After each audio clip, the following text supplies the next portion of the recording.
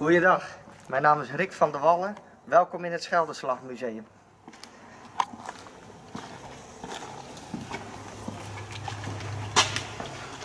Welkom. Dit is de ruimte van het museum.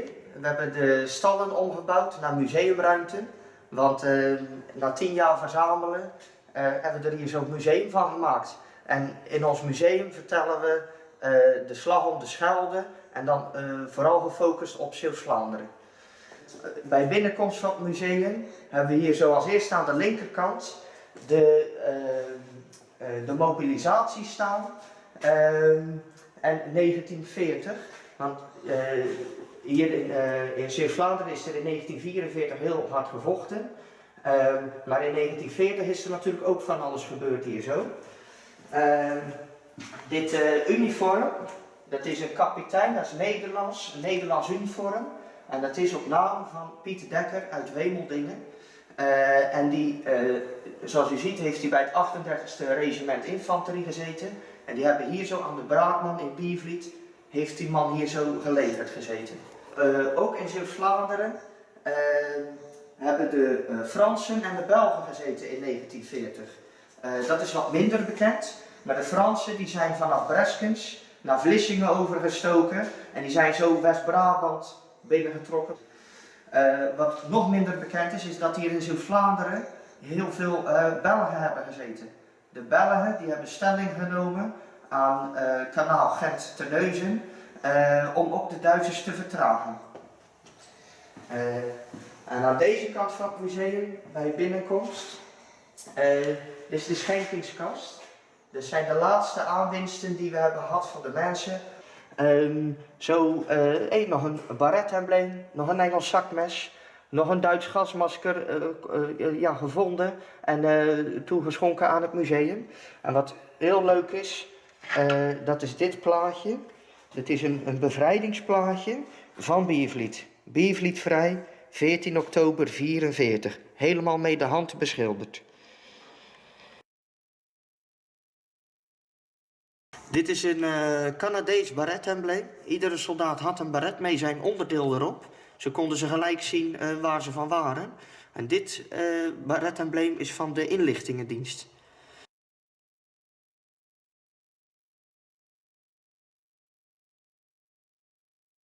De collectie is 10 jaar geleden begonnen, op mijn 11e, met dit tasje. Dit tasje lag in de schuur en dit is een oud Engels pukkeltje.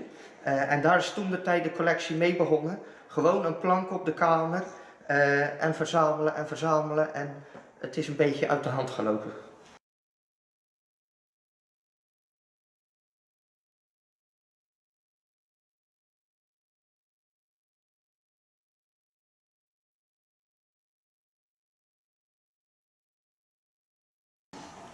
Nou, en dan hier zo, ook van 1940 hebben we een vitrinekast met spullen, Nederlands, Belgisch en Frans, gebruiksvoorwerpen, patroontassen, een bajonet, een kentekenplaat van een militaire vrachtauto.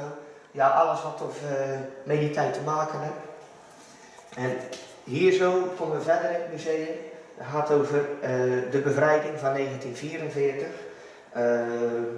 Dit zijn allemaal Engelse en Canadese spullen zoals ze in Oost-Vlaanderen en West-Vlaanderen gebruikt hebben. En het leuke aan deze spullen is dat het meeste allemaal uit de buurt komt. Deze munitiekist die komt van Hoofdplaat.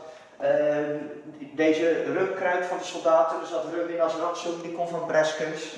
Die krik is voor je brengcarrier, dat is een klein rupsvoertuig, die komt van Kloosterzanden.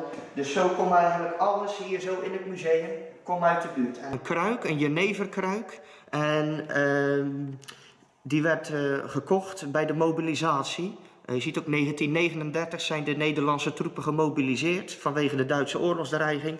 En zulke jenever werd graag mee naar huis genomen. Prachtig, helemaal met de hand beschilderd. De kentekenplaat die is knaloranje met zwarte letters. En dat zijn dus Nederlands militaire kentekenplaten van een militaire vrachtwagen. En deze kisten, dat zijn Engelse rantsoenkisten, daar zaten zulke blikken in. Deze 2 kisten die zijn na de bevrijding, zijn de Canadezen of Engelsen op de kleuterschool hier op Biervliet langs geweest. En die hebben aan de kinderen op de kleuterschool hebben ze chocola en koekjes gegeven. En dat zat in zulke blikken. En deze kisten die zijn blijven staan en die zijn zo naar het museum toegekomen. Dus genoeg plaatselijke historie. Dit zijn laarzen, dat zijn Canadese laarzen. En die zijn speciaal voor in de modder. Want het was hier in oktober in West-Vlaanderen was het alleen maar regen en modder. Dus zulke laarzen waren zeer welkom. Dit is een foto van Canadese engineers van de derde infanteriedivisie. En die staan bij de grenspaal bij Boekhouten met een metaaldetector. En dit is de allereerste metaaldetector die ontwikkeld is. Dat is van een Poolse uitvinder. Die is in 1939 naar Engeland gevlucht. En die heeft daar zijn idee uitgewerkt. En dit is dus de allereerste metaaldetector. Ja, op de foto hanteren ze dus, staan ze mee zo'n metaaldetector, staan ze bij de grenspaal.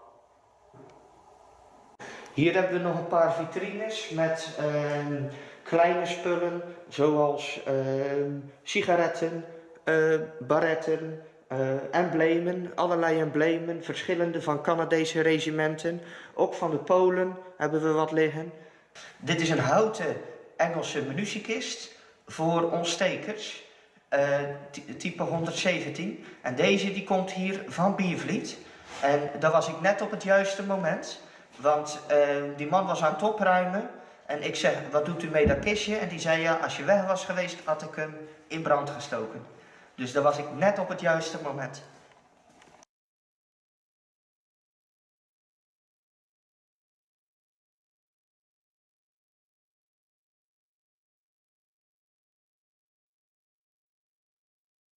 Dit is een reclamebord van Van Nelle van de koffie. En de komt van Retrangement. En zoals je ziet zit hij helemaal onder de kogelgaten en gaten van scherfinslagen. Gewoon heel veel verwoesting hier zo in West-Vlaanderen. Oostburg lag plat, Ede lag plat, Breskes gebombardeerd. Heel veel schade en leed onder de burgers. Nou, dit zijn dus allerlei granaathulzen. Alles door elkaar, Engels, Belgisch, Duits. Allerlei kalibers die hier zo in de Slag om de Schelde gebruikt zijn. De meeste zijn koperen hulzen. Maar dit is bijvoorbeeld dit is een voorbeeld. Dat is een Duitse huls. En die hebben op het laatst van de oorlog heel veel stalen hulzen gebruikt. Nou, dit zijn dus ook allerlei helmen die dus gebruikt zijn hier zo in de Slag om de Schelde. Deze helm, die komt uit Goes. Dit is een Canadese helm, die komt hier zo van Driewegen. En deze Duitse helm, die komt van Kloosterzande. Er staat ook de naam in van de Duitser. En die willen we nog achterhalen, maar daar ontbreekt nog even de tijd aan. Dan hieronder hebben we wat Nederlandse helmen. Dit is de allereerste Nederlandse helm uit de Eerste Wereldoorlog. En die hebben ze nog op kleinere schaal gebruikt in 1940. En dit zijn doorgebruikte Nederlandse helmen, die zijn zwart geschilderd. En dan hieronder nog een Duitse helm. En deze pot, dat is een motorrijderhelm. Dit zijn Duitse gasmaskers. En dit Duitse gasmasker, dat is in een 3 kleuren camouflage. En die komt ook van Kloosterzande, want die hoort bij de Duitse helm die daarboven staat. Die staat op de naam van dezelfde Duitser in dezelfde camouflage. Kijk, en hier zo staat dus de naam in van de Duitser die hem gedragen heeft. En dat moeten we nog achterhalen.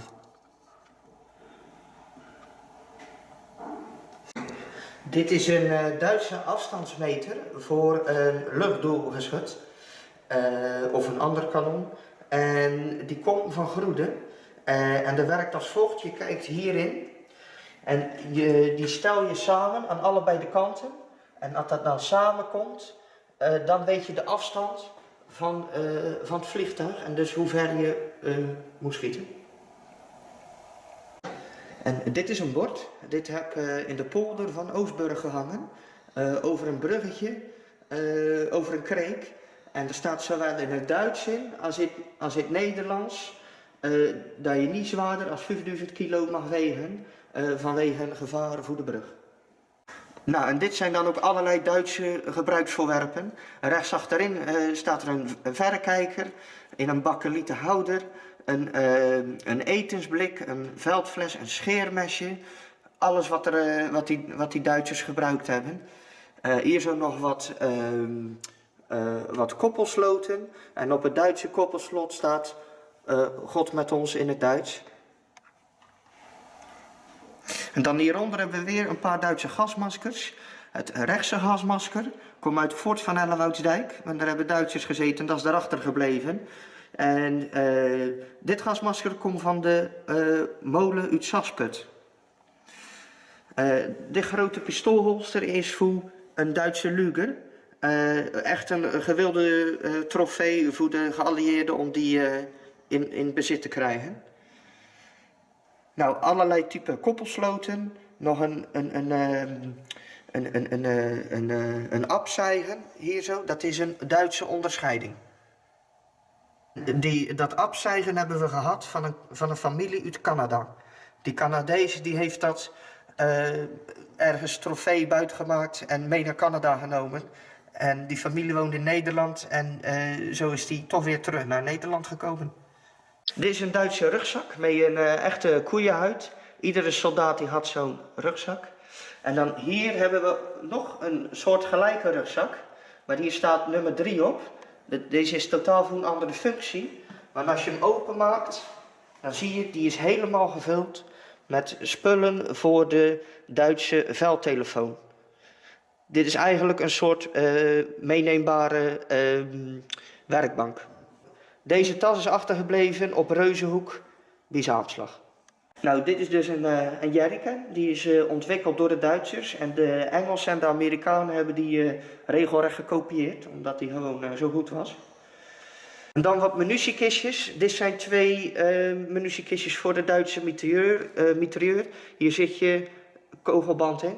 En dit kistje is voor 3 Duitse mortieren. En deze tang, dat is een Duitse draadkniptang. Die is ook achtergebleven op Reuzenhoek, net als die tas. En die is dus geïsoleerd voor mocht je dus een elektriciteitskabel raken, dat je niet geëlektrocuteerd wordt. Dit is ons laatste aanwinst. Dit is een Duitse A-framepje. En die is nog niet compleet, want aan dit riempje komt je etensketel. En hier aan deze 2 riempjes komt je tentcel. Dus die moeten we nog compleet zien te krijgen. En dat draag je op je rug. Dit zijn 2 veldkruizen. Die werden gezet op tijdelijke graven. Want als je sneuvelt als soldaat, ben je in de regel gewoon aan de kant van de weg. Of op een tijdelijke begraafplaats begraven. En na de oorlog zijn die allemaal naar de begraafplaatsen begraven zoals dat we die nu kennen. Dit kruis, dat hebben we terug kunnen vinden. Het is van een soldaat Miller. En die is op 19-jarige leeftijd gesneuveld bij de terugtrekking richting Duinkerke in 1940. Dit is een foto van een Engelsman die in Slijkplaat, hier bij het café, op de foto is gegaan. En je ziet ook hier zo de verwoesting, kapotte auto's. Ja, zo zag het er hier zo uit toen. Dit zijn handvaten voor de deuren en die hebben we uit oude jerrycans gemaakt. En we zijn een keer een aantal jerrycans tegengekomen, gewoon bij het Houtijzer, die helemaal verrot waren. En de bovenkant was nog goed en hebben we besloten om die deurklinken eruit te vervaardigen. De Marshallhulp en dat kwam dus aan in dit soort zakken. Daar zijn we nog erg naar op zoek, want het is voor ons heel moeilijk om aan spullen met stickers erop te komen van de Marshallhulp. Zo zijn er ploegen, kleren, ja, alles wat er tekort komt na zo'n oorlog is er gebracht. En die hebben allemaal zo'n dit logo van de Marshallhulp met For European Recovery. Daar zoeken we nog spullen van. Nou, dit is dus een Zurahaat-fiets. Waarom is het een Zurahaat-fiets? Het is een vooroorlogse fiets. En er zitten Zurahaat-banden aan. Dit zijn massieve banden, versneden uit oude autobanden en helemaal met staaldraad aan elkaar gezet. Want nieuw rubber werd niet meer verkocht, want dat moest allemaal naar de oorlogsindustrie. En dan gingen mensen dit fabriceren. Je kon of op je velgen rijden of op dit soort banden. En ook kenmerkend aan de oorlogsfiets is de verlichting. Dit kapje kon je voor je koplamp doen, zodat je dus niet gezien kon worden door de vliegtuigen uit de lucht. Want het licht schijnt dus alleen maar naar onder en niet naar boven, want alles moest in donker zijn. Nou, en dit is dus onze kast met bodemvondsten. Zijn allerlei dingen allemaal uit de buurt. Een Duitse bajonet, die komt van IJsendijken. Eigenlijk hier zo in Zeeuws-Vlaanderen, maakt niet uit waar je een metaaldetector aanzet, die gaan gewoon af omdat er hier gewoon zoveel achtergelaten is na de gevechten. Vroeger had je nog geen milieustraat en werd alles begraven. En ja, het zit allemaal nog in de grond. En zo ziet het eruit uit na 75, 80 jaar uit de grond haalt. Dat is de achterste bedoeling. Ja, nu zit het goed. Ik vind nog goed staan. Kijk eens naar mij. Ja, hallo? Mag dat op YouTube zijn? Ja. Vind je het een leuk museum? Ja, Waarom vind je het zo leuk? omdat het over de oorlog gaat. Ja, en dat is gewoon mooi. Vind jij het museum? Ja, leuk. Waarom? Ik vind het interessant, want je kan van alles zien. En ja, ik vind het gewoon leuk om op oude spullen te zien. Ja, Rick, plannen voor de toekomst?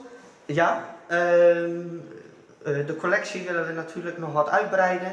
En we willen nog wat dingen veranderen in het museum. We willen nog wat verhalen ophangen. En nog wat dingen compleet maken. Maar ik ben bang dat ik niet snel klaar ben met verzamelen. Maar we zijn altijd nog op zoek naar spullen. Het liefst van Zeeuws-Vlaanderen of wat ermee te maken heeft. Zodat we het verhaal kunnen vertellen. Als ze wat tegenkomen en ze zoeken er een leuke plek voor, heel graag.